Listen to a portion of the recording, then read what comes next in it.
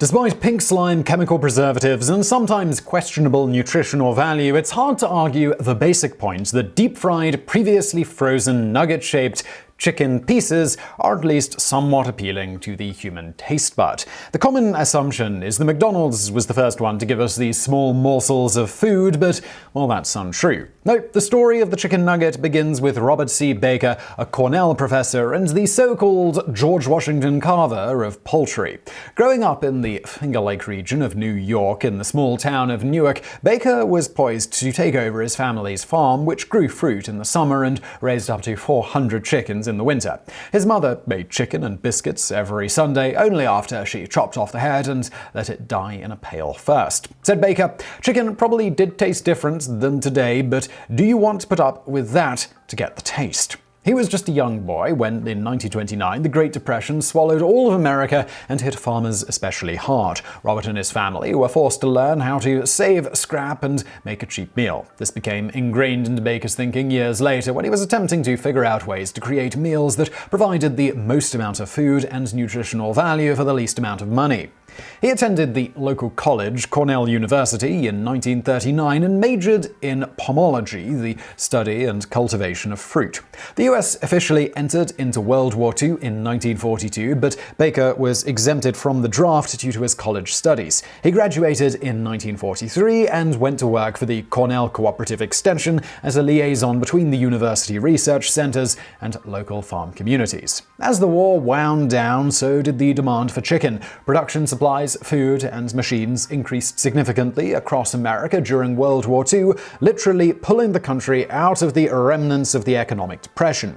During this time, poultry farmers had developed ways to grow their output, including advancements in feed and genetics. When the war ended, farmers didn't want to decrease production and sacrifice money in their pockets, so they had to find ways to increase the market for chicken. For years, chickens were only sold whole, making it inconvenient and inefficient for the common household. It was too big for one person to eat, but not generally big enough for a whole family. Additionally, beef and pork were sold in cuts, making them a much more convenient product. Chicken sat third in the American meat hierarchy, behind cow and pig, perhaps not surprising given that chickens appear to have been originally domesticated not for food, but for cockfighting. In any event, Baker had begun to develop more of an interest in the other aspect of his family's business, chicken raising. He worked with the National Poultry Improvement Plan, an organization created in the 1930s, whose first task was to combat pylorem disease that caused nearly an 80% mortality rate among baby chickens. He went on to earn a master's in marketing from Pennsylvania State University and was hired soon after by Cornell as an assistant professor in poultry science. He was tasked with finding ways to encourage people to eat more chicken. Under this task, Baker became a local celebrity with the development of his Cornell chicken, a delicious grilled chicken recipe that included vinegar, oil, egg, and barbecue sauce that he developed while at Penn State. He sold his chicken himself at the New York State Fair, and to this day you can still get Cornell chicken at the yearly end-of-summer fair. In 1957, Baker became the head of the new Department of Food Science at Cornell. With that, he earned himself a lab in which he could develop, test, and taste new chicken products. His lab was stuffed with grinders, blenders, and deboning machines in order to help his research. Among the products he created included chicken bologna, chicken sausages, chicken hot dogs, and chicken patties. Some of it, according to his wife, was really bad. He helped invent the broiler chicken, a 2 to 3 pound chicken more attractive to consumers and quicker to produce for farmers. His work even involved making eggs more attractive to consumers, turning them into treats for children with a product called Kids Pack Egg Carton,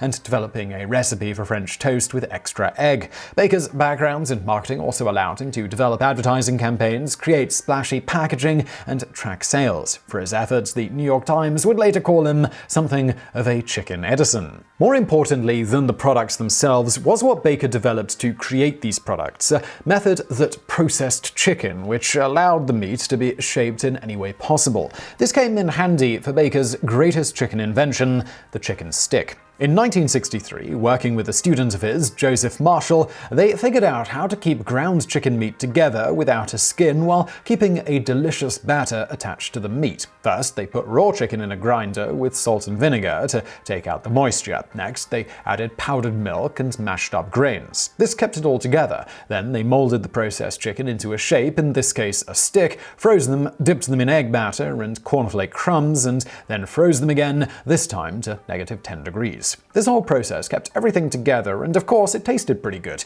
They developed a package and put it in the local freezer shelves. Within 6 weeks, they were selling 200 boxes a day, and well, the rest is nugget history. But here's the thing, Baker rarely gets credit for his invention. The reason being is that Cornell published the whole process and all of his recipes in the April 1963 issue of Agricultural Economics Research, a publication that was distributed for free to over 500 companies. He also never patented a single product he invented. He was doing this for the greater good. Well, human good, I suppose. He was a bit of a Hitler to chickens. One of the companies that probably did receive the publication was McDonald's, though the company has since said they never made contact with Baker. Said Robert Grivani, a Cornell professor who studied under Baker, he literally gave ideas away and other people patented them. In any event, in 1977, the McGovern Report was released, urging Americans for the first time to eat less red meat. Prepared by the U.S. Senate Committee on Nutrition and Human Needs, which was led by former presidential candidate George McGovern, the report suggested that citizens to, quote, decrease their consumption of red meat and increase consumption of poultry and fish. McDonald's, considering their main product was red meat, suffered because of this. Burger sales dropped, and the company immediately went to work on developing a new product that kept patrons coming through those golden arches. While there was no proof that McDonald's stole any ideas from Baker, and even if they did, he never patented it, so legal action wasn't an option, it's generally thought they had knowledge of his research or had seen a version of the product elsewhere. In March 1980, 50 Knoxville, Tennessee McDonald's debuted a new product, the Chicken McNugget. It set sales records, and soon the Chicken Nugget was at every McDonald's worldwide. Robert Baker invented the chicken stick, later reshaped into a nugget, not because he wanted to fatten up America, but because he was trying to find cheaper and more efficient ways to make a meal out of chicken. While he didn't get rich off his profitable invention, he was elected to the American Poultry Hall of Fame in 2004, so I suppose that's something. And now for some bonus facts. An average beef cow, 200 kilograms of usable meat, produces enough meat to make about 4,500 hamburgers at McDonald's. And now for another bonus fact. About 3 billion pounds of potatoes are used to make McDonald's fries every single year. This is about 8% of all potatoes grown in the United States, or 0.5% of all potatoes grown in the world every year. And now for another bonus fact. When the McDonald's brothers sold the business to Kroc, they withheld the original restaurant, giving it instead free of charge to their original employees who worked there. Kroc later managed to force this restaurant out of business by opening a McDonald's extremely close by. And now for another bonus fact. Another little-remembered food wizard was one William A. Mitchell. While working for General Foods, Mitchell invented Pop Rocks, Tang, Cool Whip, quick-setting Jell-O, a tapioca substitute, and powdered egg whites, among other things. All total, he received over 70 patents in his lifetime. So I really hope you found that video interesting. If you did, please do hit that thumbs up button below. Don't forget to subscribe. Brand new videos just like this every day of the week. For more from me, why not check out my other channel called Biographics? I'm going to link to that below. And as always, thank you for watching.